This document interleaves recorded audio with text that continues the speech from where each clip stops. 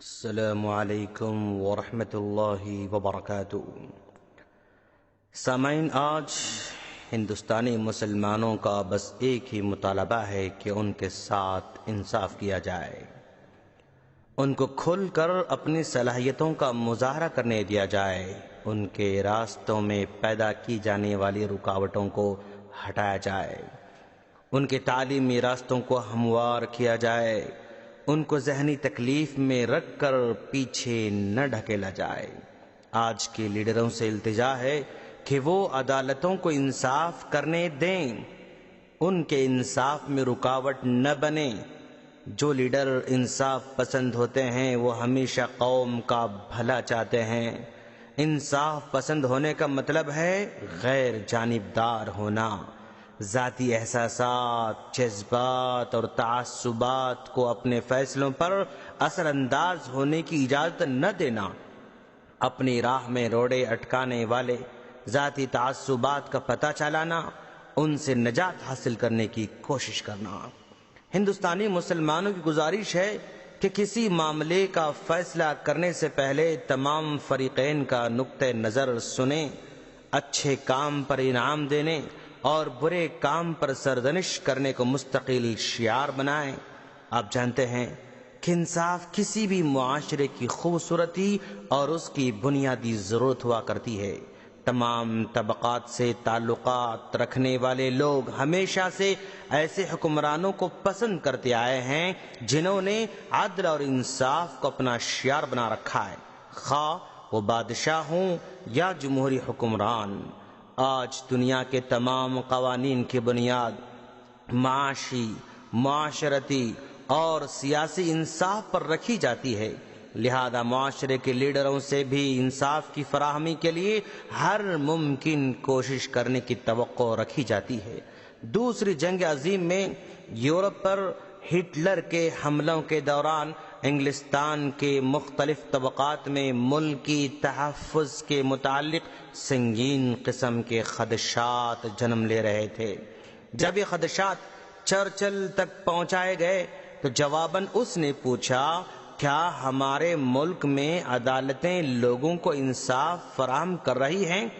جواب ہاں میں ملا تو چرچل نے کہا، اگر ہماری عدالتیں لوگوں کو انصاف فراہم کر رہی ہیں تو ہمارے ملک کی تحفظ کو کوئی خطرہ لاحق نہیں ہو سکتا ہے۔ انصاف کی فراہمی تمام لیڈروں کے لیے ایک بے حد اہم عنصر کی حیثیت رکھتی ہے، اور ماضی کی تاریخ میں لیڈروں کی مقبولیت یا بدنامی میں اس کا اہم کردار نظر آتا ہے۔ دنیا کے تمام مذاہب اور عقائد نے ایک نصب العین کی حیثیت سے انصاف کی اہمیت پر زور دیا ہے۔ تمام رسولوں نے اس کی تائید کر رکھی ہے۔ آج کے جدید دور میں تمام ملکوں کے دستور کی بنیاد اسی پر رکھی جاتی ہے۔ بابل کے قدیم تہذیب کے مشہور بادشاہ حموربی نے آج سے تقریباً 4000 سال پہلے تحریری شکل میں قانونی ضابطہ تیار کیا تھا۔ یہ انسانی تاریخ کا پہلا دستور بھی قرار دیا جا سکتا ہے۔ اس دستور کو ایک پتھر پر تحریر کیا گیا اور یہ تختیاں 1902 میں کھدائی کے دوران باہر نکلیں اور آج پیرس کے میوزیم میں موجود ہیں۔ بادشاہ اس دستور میں بڑی وضاحت سے لکھتا ہے کہ اسے دیوتاؤں کی طرف سے زمین میں انصاف قائم کرنے، بدکاروں اور شریروں کو سزا دینے کا حکم ملا ہے۔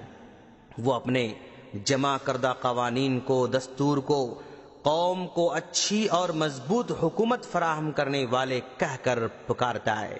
وہ کہتا ہے کہ اس نے اپنے احکام ایک ستون پر کھدوائے ہیں تاکہ طاقتور کمزور کو دبائے نہیں، یتیموں اور بیواؤں کو بھی انصاف ملے۔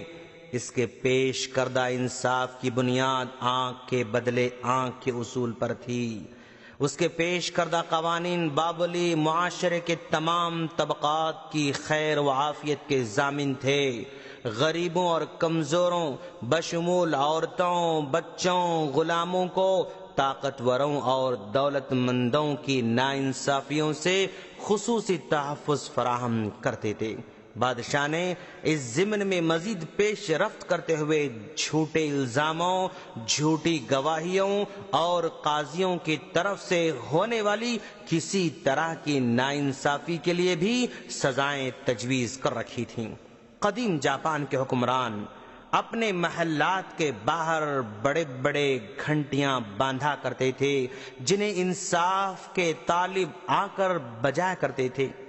تاریخ میں ہمیں ایسی بہت سی مثالیں ملتی ہیں۔ خلیفہ دوم حضرت عمر فاروق رضی اللہ تعالیٰ عنہ نے اپنے بیٹے کو خود سزا سنائی تھی۔ عباسی خلیفہ ہارون رشید رات کو بھیس بدل کر بغداد کی گلیوں میں پھرا کرتا تھا تاکہ شہریوں کو انصاف کی فراہمی یقینی بنائی جا سکے۔ خاندان غلامہ کے سلطان غیاث الدین بلبن نے غیر جانبدارانہ انصاف کی فراہمی کی خاطر اپنے بیٹے کو اتنی سخت سزا سنائی کہ وہ جان سے ہاتھ دھو بیٹھا۔ خاندان مغلیہ کے شہنشاہ جہانگیر نے اپنے محل کے کھڑکی سے ایک گھنٹی کے ساتھ باندھی ہوئی زنجیر لٹکا رکھی تھی۔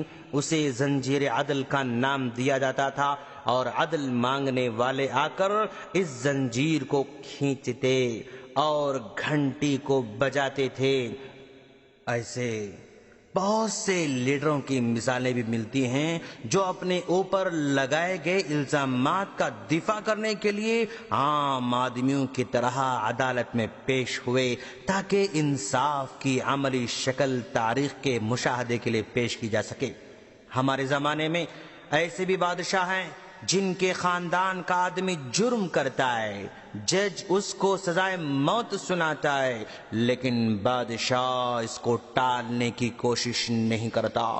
نہ اس کے چہرے پر ناگواری کے آثار نظر آتے ہیں، نہ اس نے جج کو سزا بدلنے کی ترغیب دلائی، نہ مقتول کے ورثاء پر کوئی دباؤ ڈالا گیا، نہ لالچ دلائی گئی، بلکہ انصاف کو اتنی عزت دی کہ دنیا میں ایک مثال بن کے رہ گئی۔